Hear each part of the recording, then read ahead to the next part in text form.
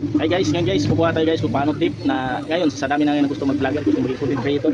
Tingnan guys, magpapaturo tayo dito sa isang vlogger na sikat na ngayon ay sumikat. Ngayon papayuhan niya tayo kung paano mag-trending mga ano natin, mga video natin, kung paano mag-upload.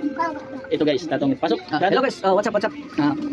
Yung halimbawa, ngayon maraming nagba-vlogger ngayon, ano may papayo mo sa kanila? Ayun, mababayo ko na sa kanila dahil sa pag-vlog nila. Dapat yung camera lagi nakatutok yan. Lagi Kahit saan ka, nakatutok. kahit saan ka. Pag kumakain, nakatutok. Oo, kung may ibang lugar ka pupuntahan. Nakatutok. Video talaga yan. Kasi para naman makikita nila kung ano mang ginagawa mo. Oo, kung tutusin nga, kahit pag siya, pwede yan eh. Pwede yun. Mukha lang. Mukha lang, Oo, sa baba. pakita mo na, sa WhatsApp ka, ganun. Hindi naman nila alam kung ano yung ginagawa mo.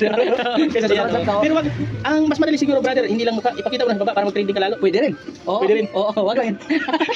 Basta yung ano mo lang, gagawin mo lang. Mga tuloy-tuloy lang yung... Kasi ngayon brother, Yun, bawat isa sa atin, pinaka-trending talaga. meron ng mga cellphone ngayon, bawat isa. Bawat isa na Oo, lang. lagi nag-video lahat. Ngayon, gusto na lang magpalo, hindi na nagpapalo kasi lagi nagkakaingitan sa mga video nila. Oo, parang Lalo ako, vlogger dapat na, vlogger ka din. Oo. Dapat imbes na mainggit ka, mahalin mo. Mahalin mo, parang masusuportahan Pero mo. pinaka number one tip, Yes. pasok yung pag nasa CR ka, videohan mo sa Video, kahit saan ka, hindi mo naman masama yun. Pwede sa baba, videohan. Para makita ng mga viewers. Oo, yun yung pinaka ano talaga.